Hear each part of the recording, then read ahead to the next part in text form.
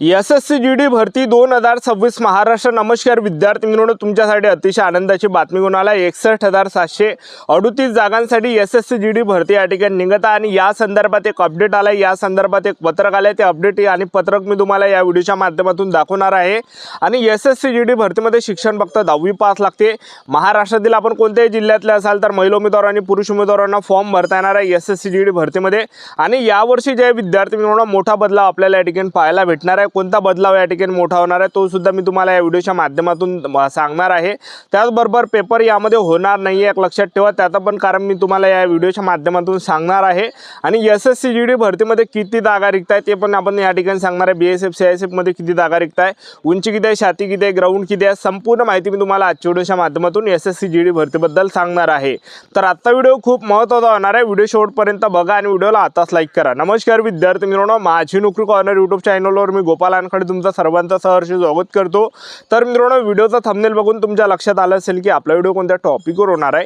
Video सुरू करण्याच्या आधी आपल्या यूट्यूब चॅनलला सबस्क्राइब करा, जेणेकरून प्रत्येक भरतीचे अपडेट तुमच्यापर्यंत सर्वात आधी पोहोचेल। जास्त करून एसएससी जीडी भरतीबद्दल वेळोवेळी अपडेट मी तुम्हाला आपल्या यूट्यूब चॅनलच्या माध्यमातून देत असतो।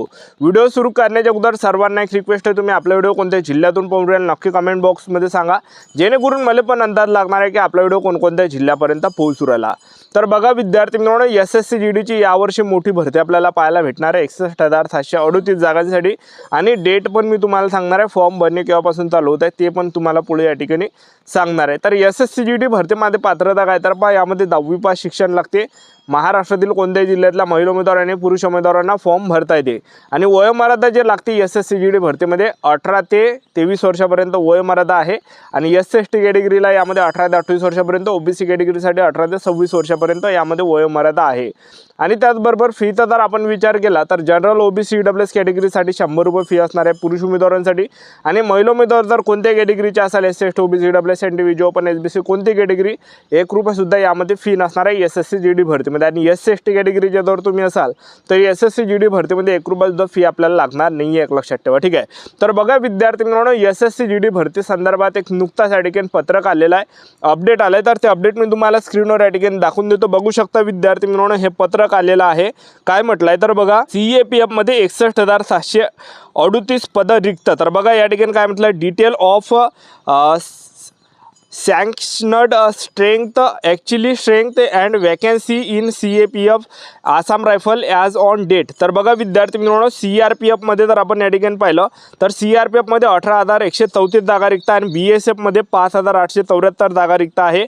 आणि आयटीबीपीमध्ये 10,688 जागा रिक्त आणि एसएसबीमध्ये 6,638 जागा रिक्त आणि सीआयएसएफमध्ये जर पाहिलं 17,930 जागा रिक्त आहे। आणि आसाम रायफलमध्ये 2,474 जागा रिक्त आहे। तर टोटल 61,738 जागा सध्याच्या कंडिशनला या ठिकाणी रिक्त आहे। आणि जवळपास या ठिकाणी 61,738 जागांसाठी एसएससी जीडीची ही भरती या ठिकाणी निघत आहे, एक लक्षात ठेवा। आणि तारीखसुद्धा आले, ते तारीख पण मी तुम्हाला व्हिडिओच्या माध्यमातून सांगणार आहे। तर व्हिडिओ आपल्याला कंटिन्यू या ठिकाणी पाहायचा आहे, एक लक्षात ठेवा, ठीक आहे। तर बघा विद्यार्थी मित्रांनो, मी तुम्हाला या ठिकाणी थंबनेलवर या ठिकाणी कोण सांगितलं एसएससी जीडीमध्ये पेपरने। तर बघा विद्यार्थी मित्रांनो, आता काय झालं आहे की जे काही या ठिकाणी एक्स अग्निवीर आहे, जे काही या ठिकाणी अग्निवीर आहे, तर त्यांना आता एसएससी जीडीमध्ये 50% आरक्षण आहे, बघा, ठीक आहे। त्यांना 50% आरक्षण आहे आणि त्यामुळे एसएससी जीडीमध्ये त्यांना ना पेपरनी द्यावं लागणार आहे, त्याचबरोबर ग्राउंड पण या ठिकाणी द्यावं लागणार नाही, डायरेक्ट त्यांना भरती केलं जाणार आहे। तर बघा या ठिकाणी एसएससी जीडीमध्ये जे काही एक्स अग्निवीर आहे, जे काही अग्निवीर या ठिकाणी रिटायर झाले, तर त्यांना या ठिकाणी जे 50% आरक्षण आहे, त्यामुळे त्यांना या ठिकाणी पेपर द्यावं लागणार नाही, ठीक आहे। तर आता याच्या अगोदर जर आपण पाहिलं तर बघा, आता एसएससी जीडीमध्ये बघा 100मधून जर आपण पाहिलं 50% आरक्षण या ठिकाणी एक्स अग्निवीरला या ठिकाणी देण्यात आलं आहे। आणि त्याचबरोबर जे विद्यार्थी मित्रांनो 20% आरक्षण हे महिला उमेदवारांसाठी आहे, झालं की ते 70% आरक्षण आणि 10% जे आरक्षण राहते हे माजी सैनिकांसाठी राहते, लक्षात ठेवा, ठीक आहे। तर अशा प्रकारे आणि 20% जे आता आरक्षण राहणार आहे, जे काही सर्वसाधारण आहे त्यामध्ये सर्व आले, SC ST OBC W open हे सर्व कॅटेगरी आले। तर या ठिकाणी 20% आरक्षण या ठिकाणी जे विद्यार्थी मित्रांनो जे काही या ठिकाणी कॅटेगरी आहे ह्या सर्व मिळून राहणार आहे 20% आरक्षण, ठीक आहे। तर आपल्याला 20% आरक्षणमध्ये या ठिकाणी खेळावं लागणार आहे, एक लक्षात ठेवा, कारण की 80% आरक्षण या ठिकाणी कोटा त्यांचा जे विद्यार्थी मित्रांनो निश्चित आहे जे काही एक अग्निवीर आहे तर त्यांना 50% आरक्षण देण्यात येत आहे, कारण की पत्रक नुकताच या ठिकाणी आलं. आणि त्याचबरोबर जे काही या ठिकाणी महिला उमेदवार आहेत त्यांना या ठिकाणी 20% आरक्षण आहे. आणि त्याचबरोबर जे काही एक्स सर्व्हिसमॅन आहे, माजी सैनिक आहे, त्यांना 10% आरक्षण आहे. अशा प्रकारे 80% आरक्षणचा कोटा अलग आहे आणि 20% कोटा आपला राहणार आहे. त्यामध्ये आपल्याला या ठिकाणी खेळावं लागणार आहे.